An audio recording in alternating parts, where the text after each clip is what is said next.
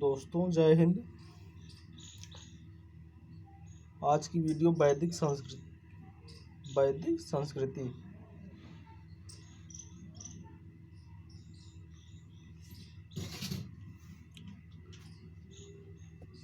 ऋग्वैदिक काल 1500 BC से 1000 BC, मतलब 1500 ईसा पूर्व से 1000 ईसा पूर्व पहले। उत्तर वैदिक काल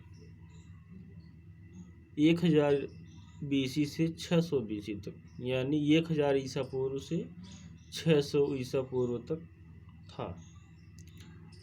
इसके बाद दयानंद सरस्वती जी, चलो इसको बाद में बताते हैं। दयानंद सरस्वती जी ने बताया था कि आर्य तिब्बत से आए थे।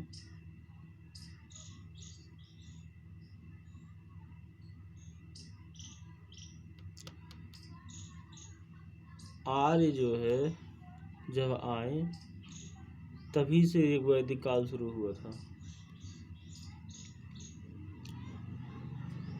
और बाल गंगाधर तिलक जी ने कहा कि आर्य उत्तरी ध्रुव से आए, लेकिन जब मैक्स मूलर जी ने कहा कि आर्य मध्य एशिया से आए थे, और मैक्स मूलर का कथन मान्य भी है। और दयानंद सरस्वती जी जो अपने थे उनकी बात गलत हो गई। बाल गंगाधर तिलक जी ने जो कहा था वही बात गलत हो गई। मैक्स मूलर जी ने जो बताया वो जो है बात सही निकली, यही मान्य है। जब भारत में आर्य आए और अपना शासन चलाया,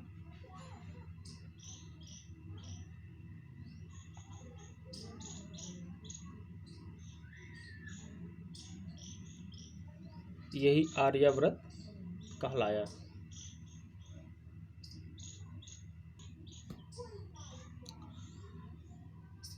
ऋग्वैदिक काल की नदियों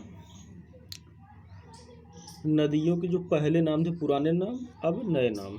इस समय जो नदियां हैं उनके जो पुराने नाम थे इधर इस साइड हैं, जो अब नाम है इधर है। सतलज, जो अब सतलज है, पहले इसका नाम सतुद्री था। अब जो है जिस नदी का नाम रावी है उसका नाम परसुड़ी था। जिसका नाम झेलम है उसका नाम बितस्ता था। जिसका नाम काबुल है उसका नाम कुंभा था। जिसका नाम इस समय ब्यास है उस नदी का नाम विपाशा था। और जिस नदी का नाम गोमती है, और पहले इसका नाम गोमल था ऋग्वैदिक काल में। और जिस नदी का नाम चेनाब नदी का नाम पहले अस्किनी था। ये थे जो है नए नाम नदियों के, ये हैं पुराने नाम नदियों के। ऋग्वैदिक काल की सामाजिक इकाइयाँ। ऋग्वैदिक काल की सामाजिक इकाइयाँ थी। ऋग्वैदिक काल का समाज बटा हुआ था। सबसे छोटा कुल था, उसके बाद ग्राम, उसके बाद विश्व से बड़ा जन से बड़ा राष्ट्र। ये 5 इकाइयाँ ऋग्वैदिक काल के समाज की 5 इकाइयाँ हैं। कुल, उसके बाद ग्राम, विश्व, जन, राष्ट्र। ऋग्वैदिक काल का समाज कैसा था? ऋग्वैदिक काल का समाज पितृसत्तात्मक समाज था। और सिंधु घाटी सभ्यता में मात्र सत्तात्मक समाज था। लेकिन ऋग्वैदिक काल में पितृसत्तात्मक समाज हो गया। यहाँ पर दास प्रथा थी। ऋग्वैदिक काल में दास प्रथा थी। विधवा पुनर्विवाह भी होता था।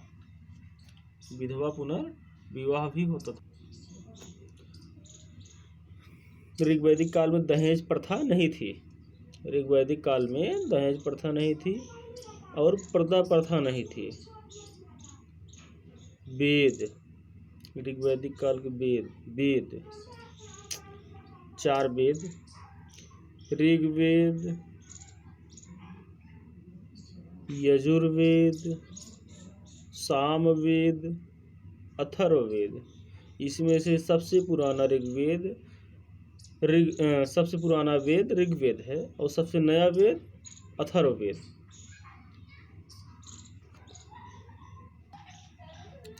ऋग्वेद में यज्ञ का वर्णन है। ऋग्वेद में यज्ञ का वर्णन है। ऋग्वेद में 10 मंडल, 1028 सूक्त, 10,562 ऋचाएँ हैं। ऋग्वेद को पढ़ने वाले को होत्र कहा जाता था। गायत्री मंत्र तीसरे मंडल में है। गायत्री मंत्र ऋग्वेद के तीसरे मंडल में है। यह सूर्य देवता को समर्पित है। यजुर्वेद में युद्ध का वर्णन मिलता है। यजुर्वेद को पढ़ने वाला अध्वर्यु कहलाता था।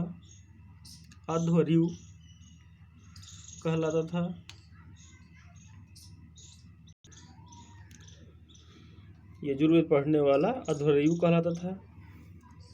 यह वेद गद्य और पद्य दोनों में है। यजुर्वेद गद्य और पद्य दोनों में है। सामवेद पढ़ने वाला उद्गाता कहा जाता था। यह संगीत से संबंध रखता था। सामवेद पढ़ने वाला उद्गाता कहा जाता था और यह संगीत से संबंध रखता था। अथर्ववेद सबसे नया वेद है चारों वेदों में।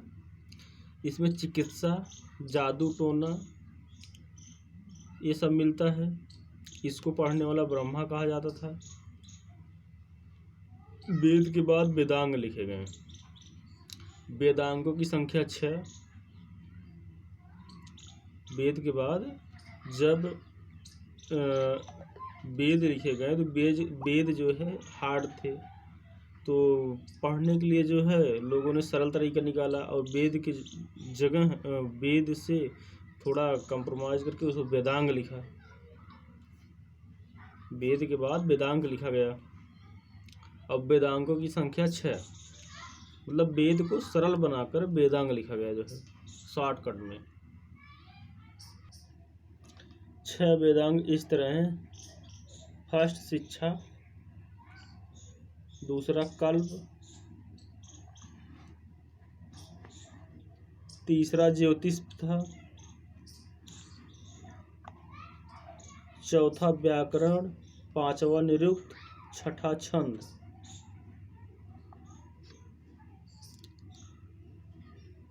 वेदांग की संख्या 6।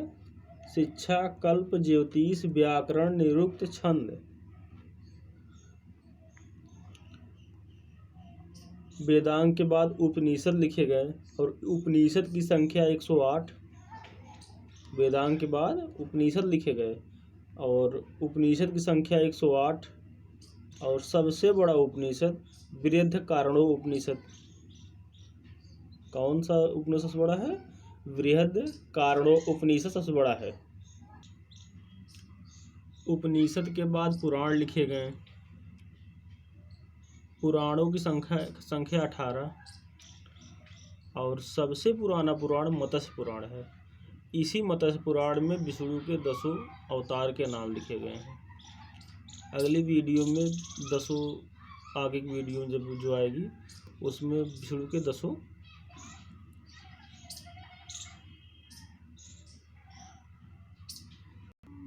जो अगली वीडियो आएगी विष्णु जी की 10 अवतारों का उसमें नाम रहेगा। और उस पुराणों के बाद महाभारत लिखा गया और महाभारत जो है पहले जय संहिता के नाम से जाना जाता था। और महाभारत वेद व्यास जी ने लिखा था। और रामायण जो है वाल्मीकि जी ने लिखा था और रामायण अवधी भाषा में लिखा गया है। और महाभारत वेद व्यास जी ने और रामायण वाल्मीकि जी ने लिखा है। दोस्तों आज की वीडियो तक। जय हिंद जय भारत। जय हिंद जय भारत।